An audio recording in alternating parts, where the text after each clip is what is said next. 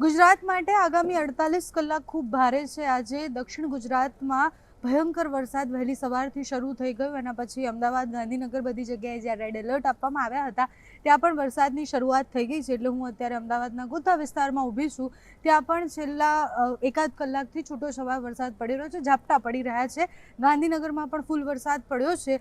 હવે આગામી 48 કલાક એટલે ભારે છે કારણ કે હવામાન વિભાગ, હવામાન નિષ્ણાંત બધાનું એવું કહેવું છે કે આગામી 48 કલાકમાં જે સિસ્ટમ છે એ ધીરે ધીરે ગુજરાત ઉપરથી પસાર થશે અને એના કારણે આગામી 48 કલાક સુધી ભારે વરસાદ પડવાનો છે।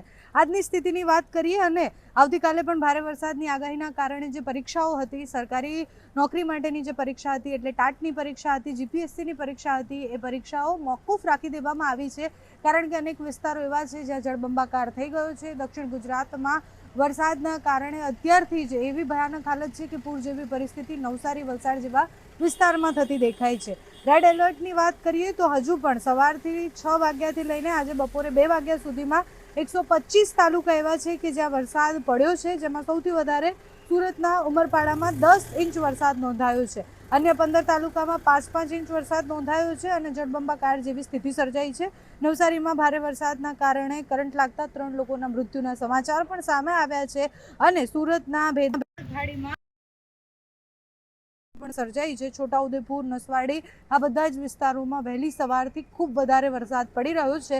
6 વાગ્યાથી 2 વાગ્યા સુધીના ડેટા છે, એમાં 10 ઇંચથી લઈને 4 ઇંચ સુધીનો વરસાદ ગુજરાતભરમાં નોંધાયો છે, જેમાં ઉમરપાડામાં 9.72 ઇંચ, નડિયાદમાં 7.52 ઇંચ, વસોમાં 6.67 ઇંચ, બોરસદમાં 6.69 ઇંચ, ખંભાતમાં 6.50, નેત્રંગમાં 6.10 એટલે ડેડિયાપાડા, નેત્રંગ, નર્મદા આ બધા વિસ્તારો એવા છે કે જ્યાં ખૂબ વધારે વરસાદ પડી રહ્યો છે। હજુ પણ 24 કલાક જ્યાં સુધી સિસ્ટમ એ ગુજરાત પર છે, દક્ષિણ ગુજરાતને ગમરોડશે, એના પછી મધ્ય ગુજરાતનો વારો છે। અમદાવાદ, ગાંધીનગર, વડોદરામાં પણ જળબંબાકાર જેવી સ્થિતિ થવાની છે। હવામાન નિષ્ણાંતો સાથે આજે મેં જ્યારે વાત કરી છે ત્યારે પરેશ ગોસ્વામી, અંબાલાલ કાકા બંનેનું એવું કહેવું છે કે મેઘ તાંડવ જેવી પરિસ્થિતિ થવાની છે। તો આપણે બધાએ ભેગા મળી અને સાવધાન રહેવાનું છે કારણ કે જ્યારે કુદરત આવી રીતના વરસતી હોય એટલે જ્યારે બહુ જ વધારે વરસાદ પડે ત્યારે આપણે માણસો ખૂબ નાના લાગે છે, તંત્ર તૈનાત છે એટલે એનડીઆરએફ, એસડીઆરએફ તૈયાર રાખવામાં આવ્યા છે, પણ હજુ પણ નીચાણવાળા વિસ્તારમાં જો તમે રહી રહ્યા છો તો તમે એ જલ્દી ખાલી કરી દો કારણ કે નીચાણવાળા વિસ્તારોમાં લોકોને બચાવવા છેલ્લા અઘરા પડી જતા હોય છે।